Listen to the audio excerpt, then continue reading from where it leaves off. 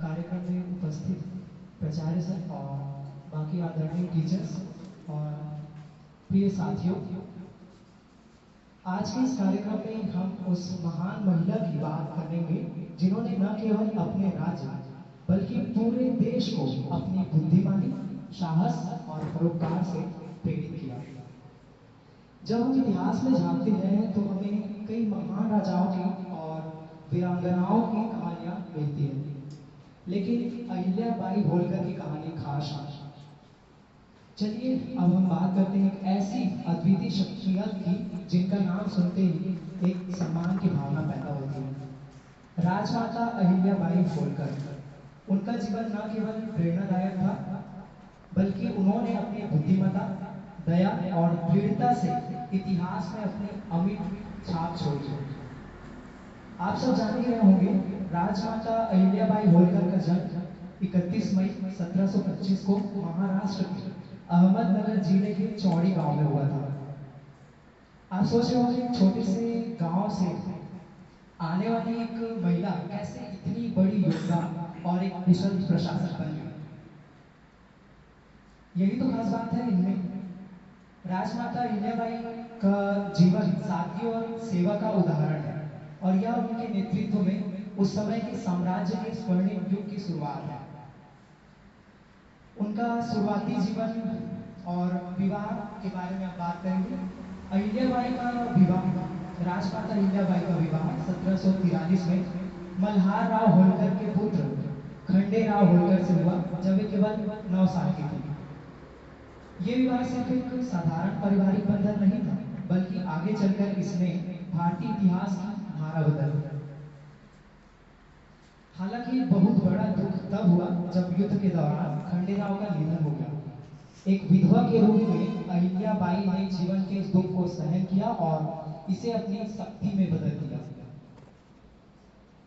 मल्हार राव होलकर, जो उनके ससुर थे, उन्होंने अहिल्याबाई की प्रतिभा और साहस को पहचाना। उन्होंने अपनी बेटी की तरह उन्हें देखा और राज्य के मामलों में भाग लेने की शिक्षा दी। हाँ, यही वो मोड़ था जब अहिल्याबाई ने अपनी क्षमताओं को निखारा और भविष्य में एक कुशल प्रशासक के रूप में अपनी पहचान बनाई। इस तरह राज्य संभालने का समय तब उनके कंधों में आया जब 1767 में मल्हार राव का निधन हो गया। अहिल्याबाई होलकर ने साम्राज्य की बागडोर संभाली। अब आप सोच रहे होंगे कि एक महिला उस समय राज्य का प्रशासन कैसे संभाल सकती है, क्योंकि पितृसत्तात्मक समाज था उस समय।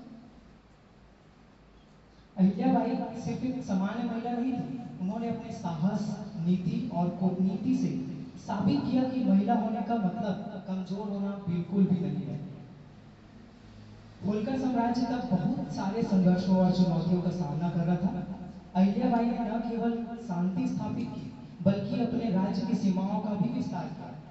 हाँ बिल्कुल, एक तरफ युद्ध नीतियों में निपुण थी, तो दूसरी ओर उन्होंने प्रशासनिक सुधारों और जन कल्याण के कार्यों पर भी अपना ध्यान केंद्रित किया। नारी शक्ति का जो दिया जलाया, अहिल्याबाई ने जग को रास्ता दिखाया। साहस और नीति से जो शासन संभाला, उन्हें याद करेगा ये संसार निराला। जैसा कि हम जानते हैं, पूरे भारतीय इतिहास में राजमाता अहिल्याबाई होलकर का योगदान और उनके द्वारा किए गए तमाम कार्य युगों तक याद रखे जाएंगे।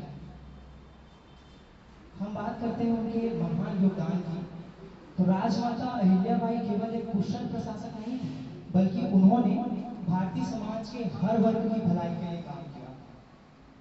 उनके शासनकाल में जो सबसे उल्लेखनीय योगदान रहा, वह था उनका धार्मिक स्थलों का पुनर्निर्माण। उन्होंने पूरे भारत में कई धार्मिक स्थलों का पुनर्निर्माण कराया। काशी का विश्वनाथ मंदिर, मथुरा का कृष्ण मंदिर और सोमनाथ मंदिर, ये सभी उनके शासनकाल में दोबारा बनाए गए, जिन्हें मुसलमानों ने ध्वस्त कर दिया था। उन्होंने कभी भी धर्म, जाति या संप्रदाय में भेदभाव बिल्कुल नहीं किया। उनका उद्देश्य सिर्फ यही था कि लोग शांति से अपने अपने धर्म का पालन कर सकें। सोचिए, शासक होते हुए भी उन्होंने अपना ध्यान सिर्फ युद्धों पर नहीं, बल्कि समाज के कल्याण पर भी दिया। ये होती है एक सच्चे शासक की पहचान। उनके द्वारा किए गए कार्यों की बात करें तो राजमाता ने अपने शासन काल में कई सराहनीय कार्य किए। उन्होंने सड़कें बनवाई,